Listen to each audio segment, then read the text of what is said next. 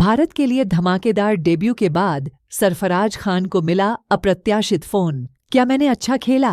राजकोट में तीसरे टेस्ट में भारत के लिए अपने यादगार टेस्ट डेब्यू के बाद सरफराज खान को जो आश्चर्यजनक कॉल मिली, उससे वह अभिभूत हो गए। सरफराज खान को उस समय सुखद आश्चर्य हुआ जब 26 वर्षीय खिलाड़ी ने अपने भारतीय करियर की शानदार शुरुआत की। लंबे समय से भारत के लिए खेलने का इंतजार कर रहे सरफराज को गुरुवार को अपना सपना साकार हुआ जब उन्हें राजकोट में इंग्लैंड के खिलाफ तीसरे टेस्ट के लिए अंतिम एकादश में चुना गया। उन्होंने डेब्यू मैच में अर्धशतक जड़कर इस मौके को और भी खास बना दिया। सरफराज ने 66 रन बनाए, जो रोहित शर्मा के 131 और रवींद्र जडेजा के 110 रन से काफी कम है, लेकिन उनकी पारी उनके सीनियर भारतीय साथियों की पारियों पर लगभग भारी पड़ गई। सरफराज ने 93.94 की स्ट्राइक रेट से बल्लेबाजी करते हुए तेज गति से रन बनाए। कोई समझ सकता है कि वह कुछ खास करने की राह पर था, शायद पदार्पण पर शतक, लेकिन उसकी पारी बिना सोचे समझे रन आउट के साथ समाप्त हो गई। फिर भी सरफराज ने अपना काम करने से कहीं ज्यादा काम किया और भाई मुशीर के फोन कॉल के साथ एक यादगार दिन पूरा किया। दोनों खान भाइयों में से छोटे खान भाई, जो हाल ही में अंडर 19 विश्व कप में भारत के उपविजेता अभियान से बाहर आए थे, ने सरफराज को उनकी 66 गेंदों की धमाकेदार पारी के लिए बधाई देने के लिए वीडियो कॉल किया। और यहाँ बताया गया है कि बातचीत कैसे हुई। यह वास्तव में सरफराज के लिए विशेष था, जो दिन के अंत तक अपने विशेष दिन को अपने प्रियजनों के साथ साझा करने में सक्षम था। दिन की शुरुआत में उनके पिता सरफराज की टेस्ट कैप को देखकर लगभग गमगीन थे और पत्नी भी अपने आंसू नहीं रोक सकीं। दोनों के पास स्टैंड में शानदार सीटें थीं और उन्होंने सरफराज के बल्ले से निकले हर स्ट्रोक का लुत्फ उठाया। हर रन के साथ जयकारे तेज हो गए। सरफराज को फ्लाइंग किस दिए जा रहे थे और उसके भाई का फोन आना, जो सरफराज उससे भी बेहतर बल्लेबाज होने का दावा करता है, भारत में पदार्पण करने वाले इस खिलाड़ी के लिए सोने पर सुहागा जैसा था। मुशीर, जब भी मुझे अपनी बल्लेबाजी में थोड़ी भी दिक्कत होती है तो मैं उसकी बल्लेबाजी देखता हूँ, क्योंकि हमारी शैली एक जैसी है।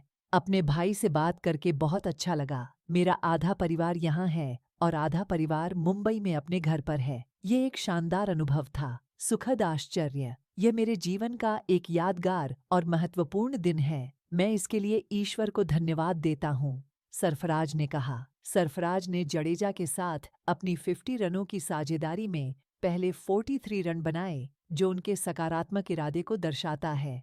अगर उनकी पारी नहीं होती तो भारत को 326 तक पहुंचने और दूसरे दिन 400 तक पहुंचने की उम्मीद रखने के लिए संघर्ष करना पड़ता। रवींद्र जडेजा ने चंकी सरफराज खान को बेच दिया। कुख्यात रन आउट पर डेविड लॉयड की तीखी प्रतिक्रिया। डेविड लॉयड महसूस कर सकते थे कि उनकी साझेदारी के दौरान रवींद्र जडेजा और सरफराज खान की भारतीय बल्लेबाजी जोड़ी छक्के और 7वें पर थी। 12 घंटे से ज्यादा हो गए, लेकिन सरफराज खान का वह रन आउट अब भी चुभता है। 26 वर्षीय खिलाड़ी लय में था, संभवतः शतक के लिए तैयार था, लेकिन एक अनौपचारिक रन आउट के कारण उसकी पारी का प्रतिकूल अंत हो गया। रवींद्र जडेजा के साथ गड़बड़ी के बाद नहीं, सरफराज अपने सीनियर प्रो द्वारा सिंगल लेने के लिए कहने के बाद रन आउट हो गए, लेकिन पीछे हट गए। सरफराज को मृत अवस्था में छोड़ दिया गया और मार्क वुड ने गेंद को मिड ऑन पर इकट्ठा करने और सीधा हिट करने में कोई गलती नहीं की। रन आउट के समय जडेजा 99 रन पर थे और कोई यह सोचे बिना नहीं रह सकता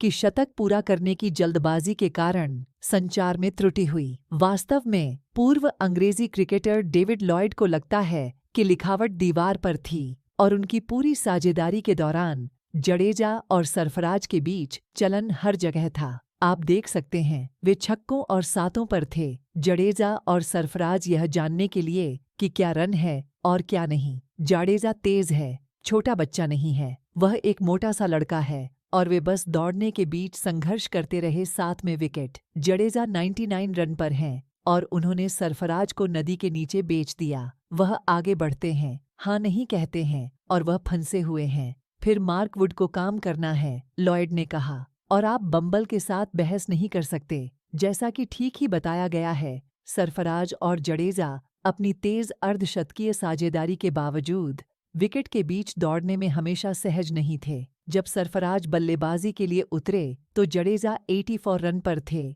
और जब वह रन आउट हुए तब तक ऑलराउंडर ने केवल 15 रन और जोड़े थे, जो साफ तौर पर बताता है कि उनके रुख के दौरान सरफराज ही हमलावर थे। वास्तव में उन्होंने अपनी साझेदारी के पहले 50 रनों में 43 रनों का योगदान दिया और यहाँ तक कि जब जडेजा एक शेल में चले गए तो सरफराज ने अपने साथी को त्वरित सिंगल्स के लिए प्रेरित करने की कोशिश की। एक बार जब जडेजा ने एक रन लेने से इनकार कर दिया तो सरफराज को यह कहते हुए सुना गया, चलो भाई। और जैसे जैसे जडेजा धीरे धीरे अपने शतक के करीब पहुंच रहे थे, 23 गेंदों में 6 रन बनाकर शतक की ओर बढ़ रहे थे, सरफराज वास्तव में थोड़ा बेचैन हो रहे थे।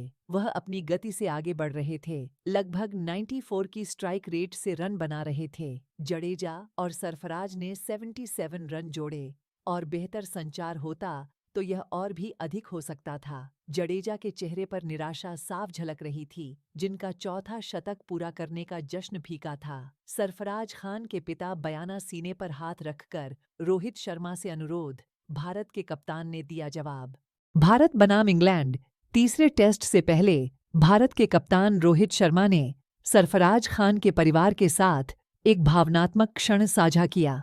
सरफराज खान के पिता नौशाद तब भावनाओं से भर गए जब उनके बेटे को गुरुवार को राजकोट में भारत बनाम इंग्लैंड तीसरा टेस्ट शुरू होने से पहले महान अनिल कुंबले से टेस्ट कैप मिली। उनके साथ उनकी बहू रोमाना भी थीं। टॉस से पहले जब नीराजन शाह स्टेडियम में कैप देने का समारोह चल रहा था तो ये दोनों किनारे पर खड़े थे। जैसे ही यह पूरा हुआ, सरफराज अपने पिता और पत्नी की ओर सबसे बेशकीमती संपत्ति दिखाने के लिए दौड़ा। वे अपनी भावनाओं पर नियंत्रण नहीं रख सके, आंसू बहने लगे। इसके बाद गर्मजोशी से गले मिले और प्रार्थनाएं की गईं। इसके तुरंत बाद भारत के कप्तान रोहित शर्मा ने सरफराज के परिवार से मिलने का फैसला किया। नौशाद और उसके परिवार ने सरफराज और उसके भाई मुशीर को क्रिकेटर बनाने के लिए क्या किया, यह किसी से छिपा नहीं है।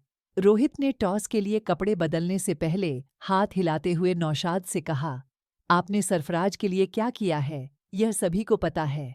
भारतीय कप्तान ने सरफराज की पत्नी रोमाना को भी बधाई दी और इससे पहले कि वह ड्रेसिंग रूम के अंदर जाने वाले थे, नौशाद ने एक गंभीर अनुरोध किया, कृपया उसका ख्याल रखें। उसने अपनी छाती पर हाथ रखकर कहा, बेशक, बिल्कुल।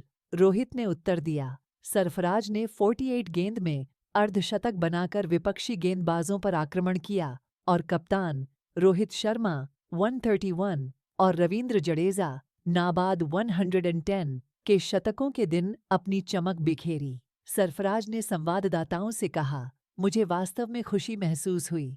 26 वर्षीय खिलाड़ी ने कहा, पहली बार मैदान पर आया और अपने पिता के सामने कैप हासिल की। जब उन्होंने मेरा क्रिकेट शुरू किया तो मैं 6 साल का था। रोहित के जाने के बाद सरफराज बल्लेबाजी करने आए और घबराहट भरी शुरुआत के बाद दर्शकों का मनोरंजन करने के लिए बाउंड्री लगाकर अपनी लय हासिल की। स्पिनरों के खिलाफ शानदार प्रदर्शन के बाद वह 50 रन पर पहुंचे और बल्ला उठाकर अपने परिवार और ड्रेसिंग रूम की ओर तालियां बजा रहे थे। उन्होंने कहा, मुझे लगभग 4 घंटे तक गद्देदार रखा गया। मैं सोचता रहा कि मैंने जीवन में इतना धैर्य रखा है और थोड़ा और रखने में कोई नुकसान नहीं है। अंदर जाने के बाद पहली कुछ गेंदों पर मैं घबराया हुआ था, लेकिन मैंने अभ्यास किया और इतनी कड़ी मेहनत की कि सब कुछ ठीक हो गया। सरफराज आखिरकार जडेजा के साथ उलझने के बाद रन आउट हो गए, लेकिन उनकी पारी ने विपक्षी खेमे को प्रभावित कर दिया।